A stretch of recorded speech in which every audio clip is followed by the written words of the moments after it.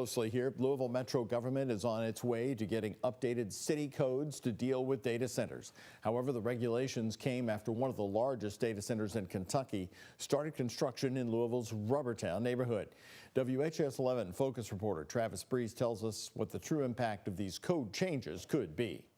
Personally, I feel that this is like the latest gold rush in American history. If you want to make millions, build a bed data center. The new gold rush. That's how Jeff Cavalcanti, who lives in the Hikes Point neighborhood, feels about data centers. He was happy to see the Planning Commission and Office of Planning propose changes last week to help these tech giants coexist with Louisvillians. Among those changes, no data centers larger than 500,000 square feet. Developers would also need to disclose who they're building it for. They did take into account a lot of the stuff and everything, but the data center that's approved in Jefferson County would not be allowed under these regulations. From our Sky 11 drone, you can see the 150-acre lot off Campground Road where a data center is planned. This rendering from the developers shows the 7 buildings that will comprise the campus. The hyperscale data center being built near Rubbertown is 3 times the allowable size of any new data centers under these draft regulations.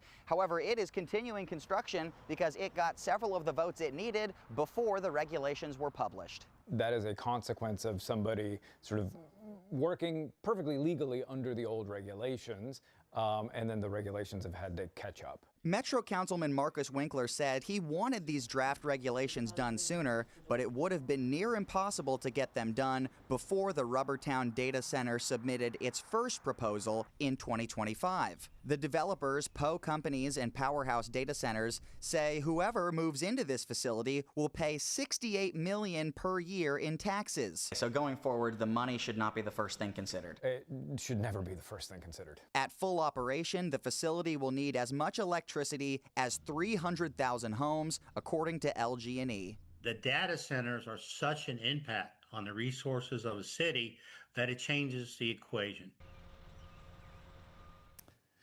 Interesting that he equated it to the gold rush back in history. So the data center regulations that are being proposed from Louisville, you've looked them over. There's a long list of them. How, compared to other cities you've reviewed, Travis, are these considered to be tough in the community, or would they prevent a data center from coming here? I think if you look at it black and white, some municipalities are just doing a full-out data center moratorium or ban, which I know has been considered in Louisville in the past.